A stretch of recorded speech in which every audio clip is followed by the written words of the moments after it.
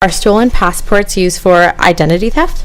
I'm sure that if somebody gets a stolen passport and they're able to alter it and create a new one, then definitely identity theft can take place, because now they can use the passport to do all kinds of other stuff. So the biggest problem, though, is nowadays for the thieves, their problem is how do they create a brand new passport when Passports Canada has put together about 5 or 6 new precautionary pieces in the new passport, holograms, and even there's even a chip inside the new passport.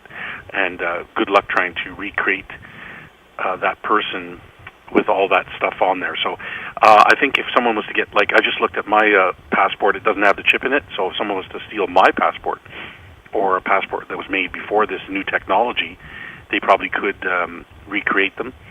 If they have all the equipment and machinery and the tools to do it, and I think they have done it in the past. But today's new passport, I don't think they would be able to. And would they be able to do identity theft with it if they could? Yes. Does identity theft happen often? Not as much as we were told. There's probably a few thousand a year in Canada, so it's not a large number. Worldwide, I'm sure it's happening quite a lot. There's lots of stories about it.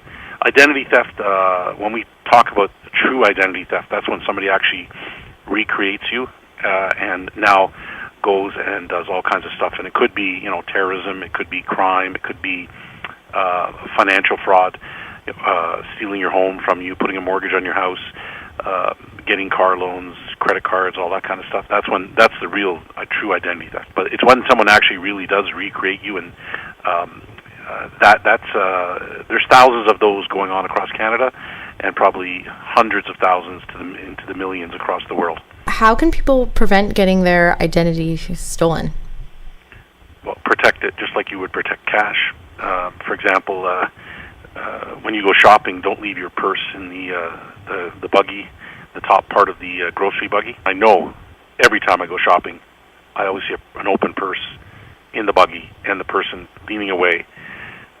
Men don't like carrying their thick wallet in their jacket, so they leave it in their glove compartment of their car, or their console in the middle of the 2 seats in the front of the car, or they might leave it hanging in their jacket inside their office, and somebody comes in to do work in the office, they could just go inside the pocket and grab it.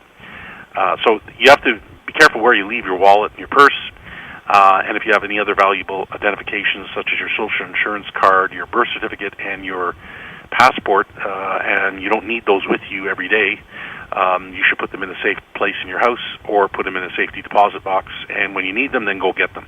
So you have to guard your IDs just like you would guard cash. Would you leave cash hanging out of your purse in a grocery cart? No. How much is a Canadian passport typically worth? Identities are sold on the internet in the black market for dollars. It's unbelievable how cheap they sell IDs.